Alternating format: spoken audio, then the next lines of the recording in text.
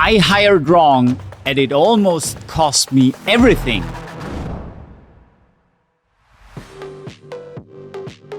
As an entrepreneur, you're the boss and therefore bad hires are always your fault. If I hadn't learned these hiring lessons, my business would have failed completely. Picture this: a ship, well built, sturdy, and destined for greatness, but leaking and slowly sinking. Why? Because the crew, though skilled, is not right for the voyage. This was my company, a vessel on a promising journey, but burdened by hiring mistakes that almost sent us to the ocean floor. I was new to entrepreneurship and I was hiring individuals with great resumes, only to realize that they were not the right fit for my team. Or worse, they were actually predators capitalizing on my inexperience. Hiring isn't just about skills and qualifications. It's about aligning with a company's culture, understanding its journey, and being part of its voyage. But how do you avoid the icebergs and navigate through the dangerous waters of hiring? Chapter 1.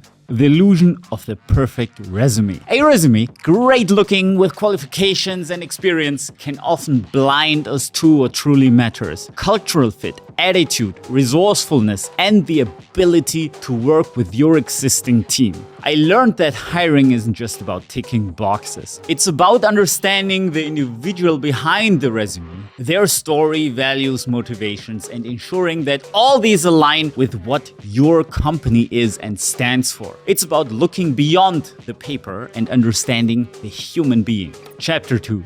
The cost of a bad hire. A wrong hire doesn't just impact team dynamics. It's a financial, emotional, and sometimes a reputational cost that can have far-reaching consequences. It's about the projects that get delayed, the team morale that gets affected, and the additional resources that get spent in managing and eventually replacing the wrong hire. It's a mistake that reverberates across the company, affecting every aspect of the business. Imagine, if you hire the wrong person, you invest all this time and money to train him, and then his flaws come to your attention and you monitor him until you get so bitter and nervous that keeping him in the company is one of the scariest things to imagine. Then you offboard him and you will have to deal with all the bad consequences, including having to hire someone new all over again. Chapter 3. My learnings. I have made all kinds of mistakes. I was inexperienced, and at first it felt like I was trying to convince potential employees to come work for my brand new company. I wasn't letting them try to convince me.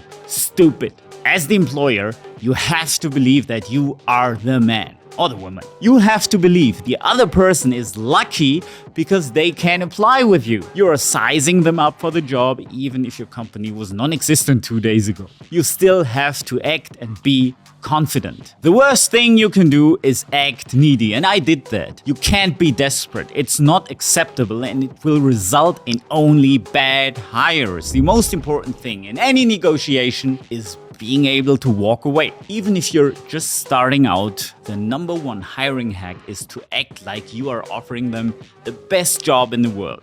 Act like you are the best boss they could possibly ask for. Your company culture is better than anywhere else. Act like this is true and it will become true. I was taken advantage of by bad people and people who pretended to be someone different. My mistakes led to us hiring predator types like narcissists and sociopaths who try to manipulate me and take advantage of the whole company. The second best hiring hack is to have a panel of several people in the interview, not just you. Their eyes might see things that you don't see, so always make sure there are at least 2 other people with you in the interview. If one of you says no, then it has to be a no, period. And lastly, try to get them a bit upset. I don't mean by being aggressive with them, but try to disagree with them over something. Or find a way to introduce a little bit of discomfort. See how they react. Watch that situation, and this will tell you more about them than anything else. Chapter 4. Learning from mistakes. Mistakes are inevitable, but they are also great to learn from.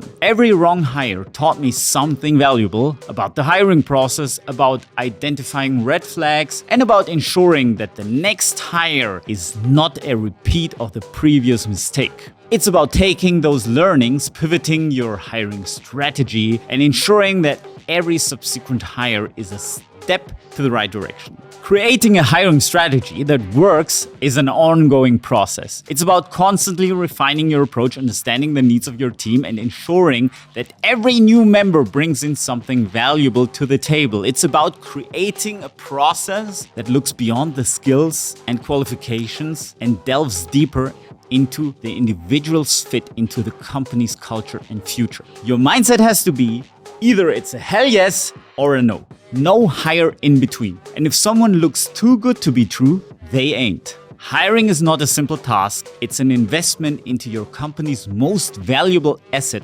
It's people. And people are everything in a company. Every hiring mistake, while a setback, is also a stepping stone towards creating a team that is in sync, culturally fitted, and propelling your company towards its intended success. Learn from the missteps, pivot, and build a team that isn't just skilled, but will go to war with you. And this is the ultimate key.